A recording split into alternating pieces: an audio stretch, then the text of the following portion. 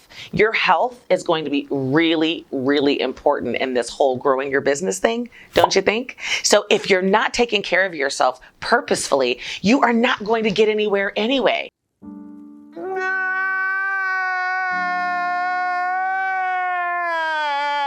And so when you're sick, when you're exhausted, when you just can't think and focus and you're not eating well, you're not getting enough rest, it really does affect your productivity. Today, we are talking about overwhelm, just being completely overwhelmed in business. And I'm sure that there are times and moments in your life when you just have so many things to do, so much stuff on your list, you're feeling absolutely overwhelmed. It's creating anxiety, and you just want to jump in the bed, bury your head, and give up until the next day. Well, let me give you my 3 keys to overcoming all of that so that you can actually stay in the game and keep it moving and keep your head up and stay motivated. Let's get to work.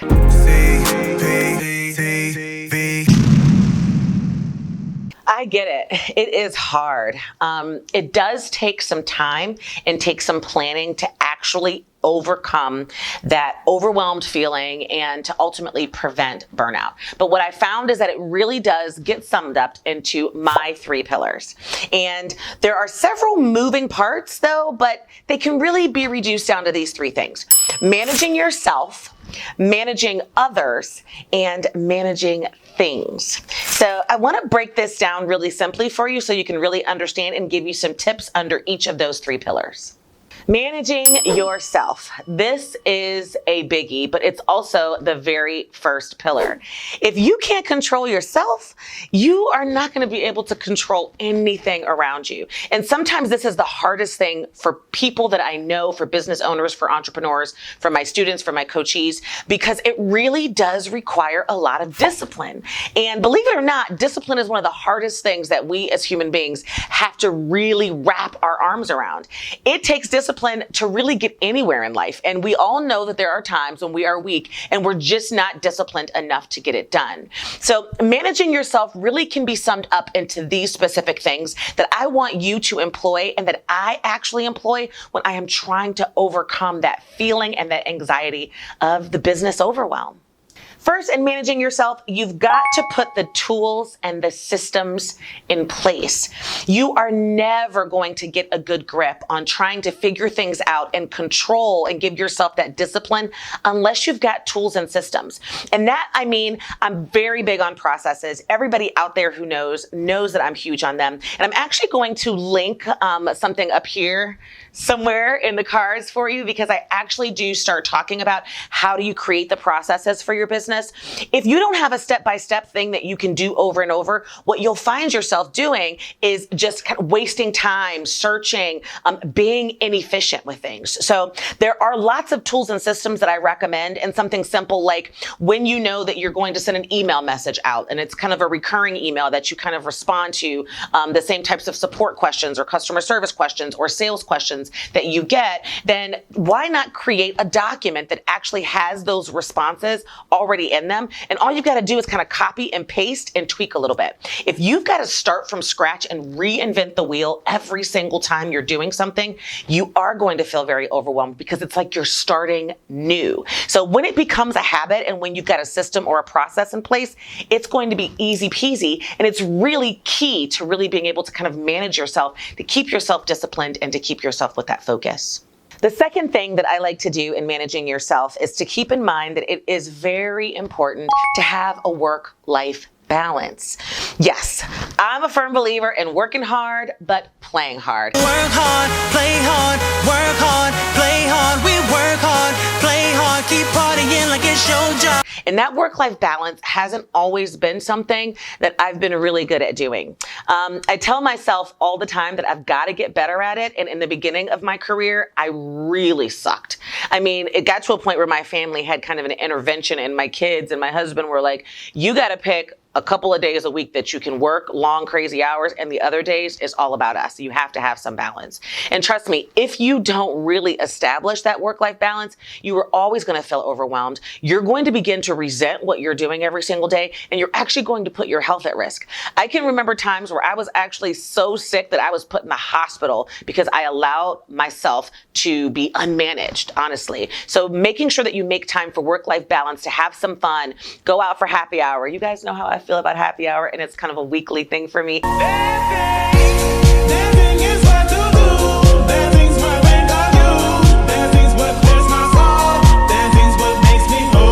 Enjoy yourself, to have some girls' nights, go out with your significant other. Definitely make sure that you're getting rest. Cut it off. All of those things to help you with that work-life balance is going to mitigate that overwhelm that being a business owner will ultimately bring sometimes. And the third real key point in my managing yourself pillar is taking care of yourself. Your health is going to be really, really important in this whole growing your business thing, don't you think? So if you're not taking care of yourself purposefully, you are not going to get anywhere anyway. And so when you're sick, when you're exhausted, when you just can't think and focus, and you're not eating well, you're not getting enough rest, it really does affect your productivity and your efficiency. So a huge part of managing yourself is taking good care of yourself. Eat well, do some meal prep. Don't just, live off of unhealthy snacks, even though you're working really hard, because it will create brain fog. It will prevent you from being able to focus. And ultimately, it really is a sign that you're not taking good care of yourself, which means you can't really manage yourself either. Pillar number 2 in really overcoming that business overwhelm is managing others. And when I say managing others, I don't necessarily mean you kind of marching along and, marching and telling people what to do and being all bossy. But let's do a little singing this morning. I mean giving boundaries, setting time limits, making sure that you begin to train the people in your life around exactly what you need in order to manage the overwhelm. I started out by saying, for instance, set boundaries. And it was something that I had to employ early on in my business. When you're an entrepreneur, you're a business owner, sometimes your friends and your family can ultimately assume that you've got all the free time in the world to handle whatever it is that they need you to handle.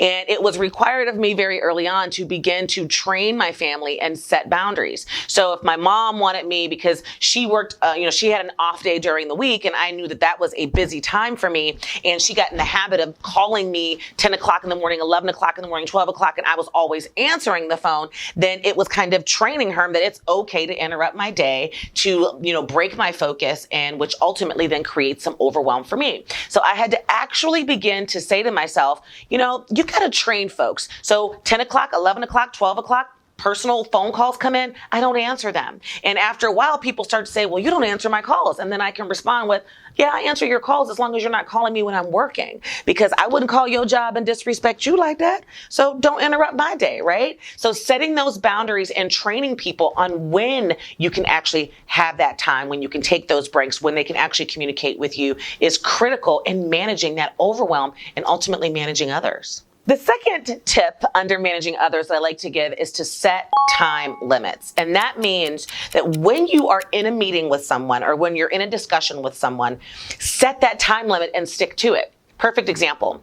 Just the other day, I had a pick your brain coffee meeting, and it showed up in my calendar. I wasn't really sure what it was about or what the significance was with whom I was meeting with.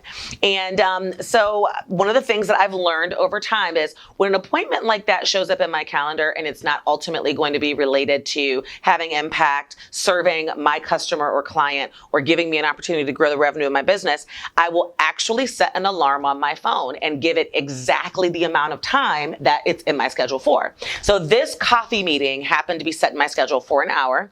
And before I went in, because I wasn't really sure the significance and if it was just one of those random Cheryl, I want to meet with you and catch up type of a thing. So I set my alarm to alert me at 4 o'clock. I said 1 hour from now, go off. And when that alarm went off, it was very easy for me to grab it. It actually was a huge cue to the person sitting across from me that I was about to be up and out of that meeting. And it set that time limit and let them know Cheryl's time is valuable. So don't just be sitting here shooting the shit and trying to move forward through some random conversation. So set a time limit and stick to it. Use all the tools and systems that you have to make sure that you are sticking to that time frame. And it's going to help you ultimately manage others and train them, but ultimately impact that business overwhelm that you feel. So pillar number 3 for me, and really learning how to overcome that overwhelming feeling that just wants to drive you to quitting, is managing your things. And we all are surrounded by a ton of things. And a lot of those things can be very, very distracting and kind of send you off into different thoughts. You know, it's kind of like squirrel. So ultimately, those things are really important to manage. And I've got various steps that I utilize in my life in order to be able to impact those things. My first tip on managing things is clear the clutter. Now, that is something really, really hard for a lot of people to do and to absorb, but you know what I'm talking about. If your space and your energy is completely cluttered, your mind will be cluttered and your actions and outputs will be cluttered.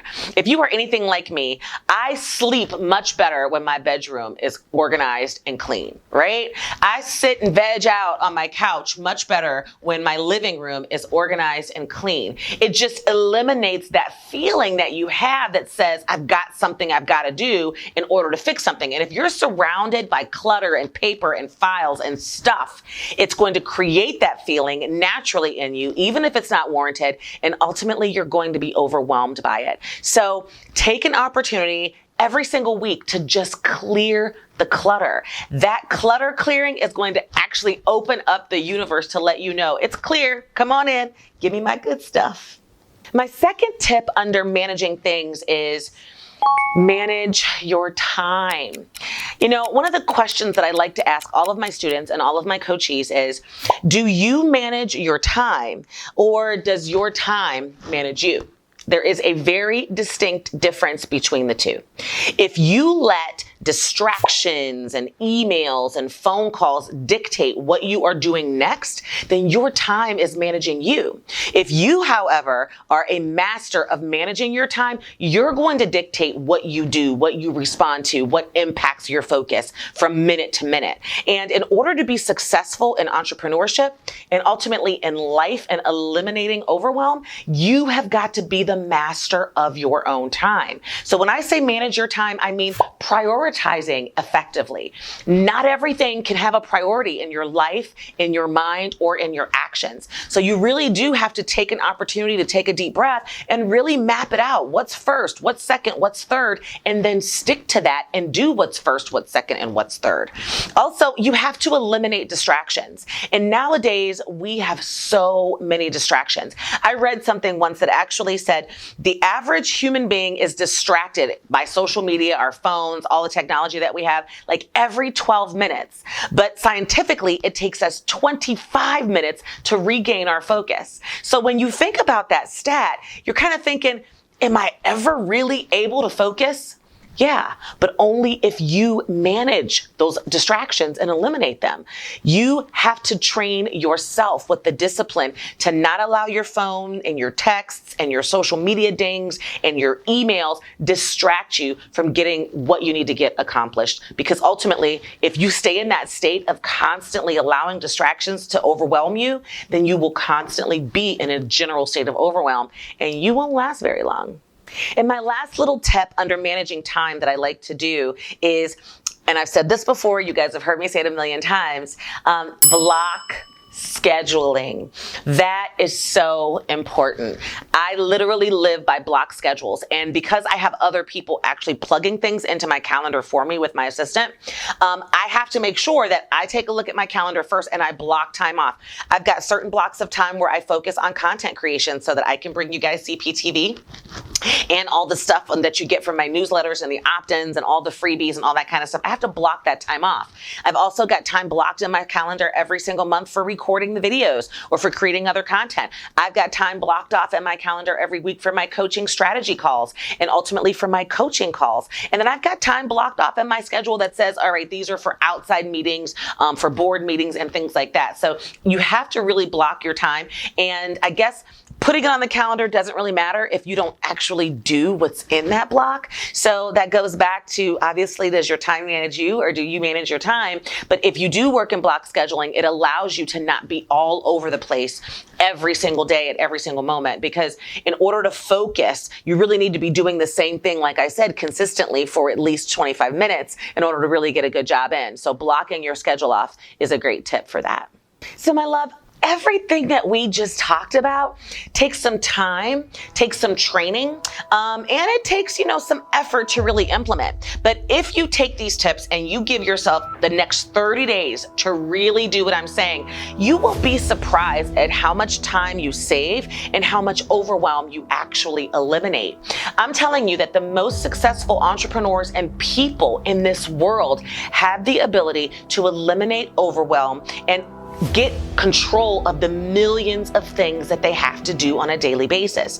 If you can't do that, then success is going to be even further away than you want. So take these steps and trust me, at the end of it, that peace will overcome you. And no matter how much more you need to do, you'll be able to manage it very well.